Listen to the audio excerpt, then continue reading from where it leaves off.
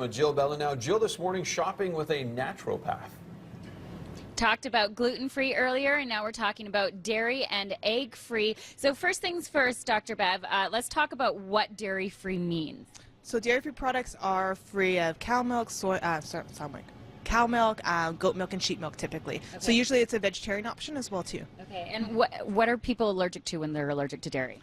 It's usually more the protein that's in the dairy as opposed to the lactose, which is just the milk sugar. So a lactose-free product may not be the right fit for someone who's actually having a protein allergy to the dairy itself. Okay, so we've been doing a shop here at Blush Lane and a grocery shop that you do with your clients here, and we're getting to do this morning.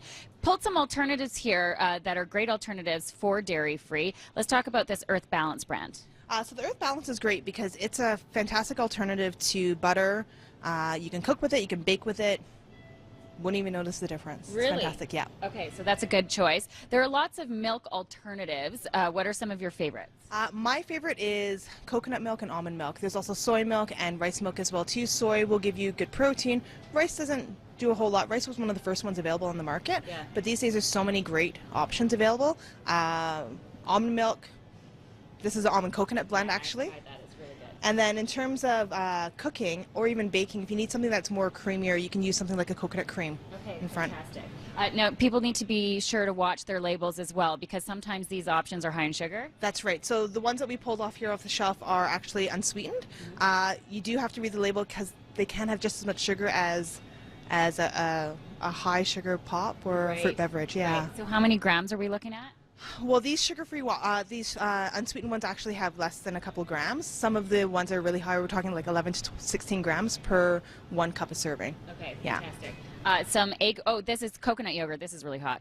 So coconut yogurt is a cultured coconut cream. This Yoso brand, for me, has the best texture. Some of them are a little bit more gelatin-like to me, but if you want yogurt, you want something that's creamy and it's got some good texture to it. So that's a new one that I've actually just discovered recently and I quite like. Okay, fantastic. Egg-free options. Are there any substitutes for eggs? If you want a scrambled egg, no. No. Scrambled tofu? You could. That's probably the closest I was going to say. But if you want like an eggs Benny, it's not going to, there's not, no. But in terms of baking, chia eggs are fantastic to use. So chia eggs, you take 1 tablespoon of a ground chia seed, mix it with 3 tablespoons of water, let it actually gel, and then you add that into your recipe and it acts as a binder. Okay. There you go. Fantastic. Picking Dr. Beverly's brain all morning here at Blush Lane. Next up, we're talking about the hot foods, the trendy foods in naturopathic medicine, including sprouted grains and a few other things. Guys? Good education this morning. Yeah, interesting.